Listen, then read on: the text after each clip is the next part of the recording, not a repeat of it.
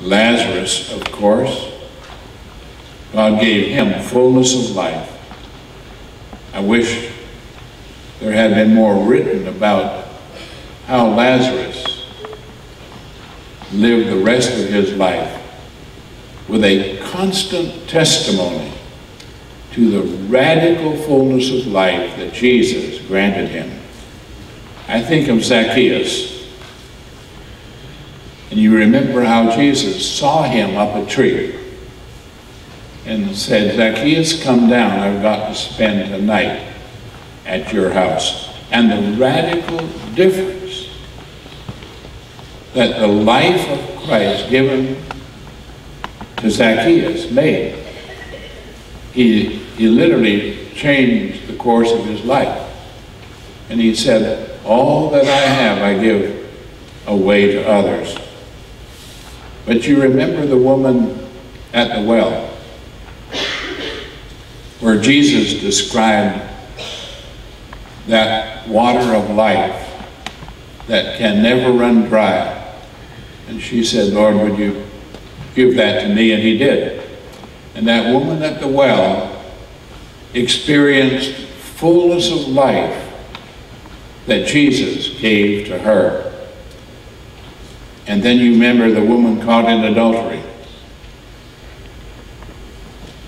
Jesus said, touching her life, "Go and sin no more." And I'm one that with my limited sense of understanding feel that later in the life of Jesus, you remember there was a woman came up to him in the crowd, and she was crying. And she wiped his feet with her tears and her hair.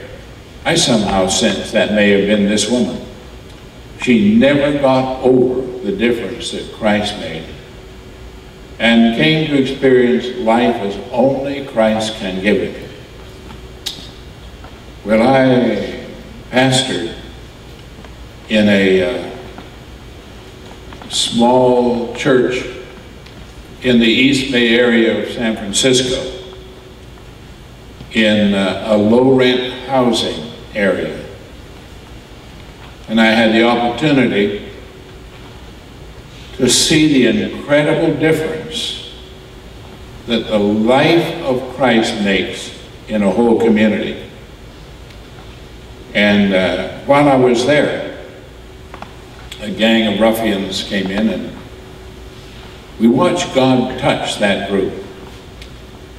And so radically different was the new life that came to that gang of ruffians that I was invited to attend a meeting of all law enforcement in the California area, from state patrol and FBI and all the law enforcement. And while I was there, the youth leader of the police department raised his hand and said, "I have something to share." He said, "In my realm of activity, there was an area of my activity that had the highest crime rate, but now it has the lowest crime rate. And the only answer for that is this young man and the church that he pastors." And of course I could have said, "You have no idea the extent to which the life of the living Lord has radically changed gang leaders, different people." And I literally had the privilege of watching lives, homes, businesses, and the city literally changed when the life of the living Christ came into the life of people. In him is life, and that life is the light of men. The scripture indicates that the Son of God gives life to all who would believe him. But I have watched that as I spent time in San Quentin, not as an inmate, but I spent time down death row in San Quentin. And I can tell you, I came to discover in ways I never could in any other way what the life of the living Lord does in the life of any individual who puts their faith and trust in Him. So, I saw in San Quentin, but I also saw the other side of life as well. When he says, when Christ gets a hold of a person, He gives him life. I pastored in Southern California, right next to the huge place where they made the Apollo spacecraft. That Apollo spacecraft that went around the moon. And I had the privilege of going down in the first 3-man spacecraft that went around the moon. What an experience, and I talked to some of the astronauts. But the man who was responsible for all the re-entry of the Apollo spacecraft, when that Apollo spacecraft was returning to Earth, this man was the solitary person affecting that return. But I watched the difference that Christ made in his life. Here was a man affecting the future of our nation. But he taught 9-year-old boys in our Sunday school. And I watched how the living Christ can affect the most significant men and women in our land today. I still believe that. But then there has to come a moment, doesn't there, when each of us has to say, God has quite a track record of what He can do in the life of individuals. But what about my life? What radical difference has the living Christ made in your life? When He comes into a life, everything changes. But too many of God's people today practice religion and religious activity and not relationship. The Christian life is preeminently a relationship with the living Lord, who within Himself is life.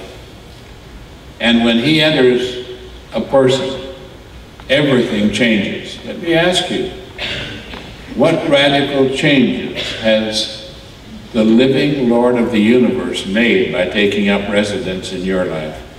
Do you realize that the Scripture says, in Jesus Christ, nothing was created apart from Him, and that He hovered over the creation of the universe? What can He do if He hovers over your life? I ask that in a very serious manner. Your life needs to be the revealing of the difference that Christ makes when He enters a life. It's sad when I see people practicing religious activity very faithfully and presenting their activity to God as an act of worship. And I'd say, you got it backwards. It's not what you do for Him. It's what He does in you and through you.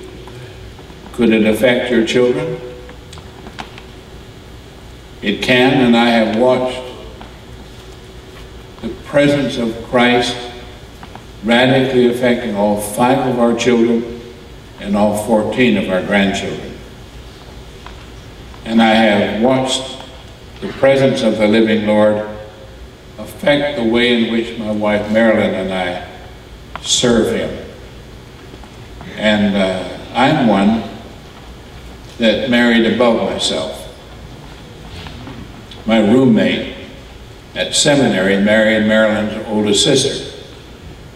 And I went down to be the best man at the wedding, and Marilyn thought I was.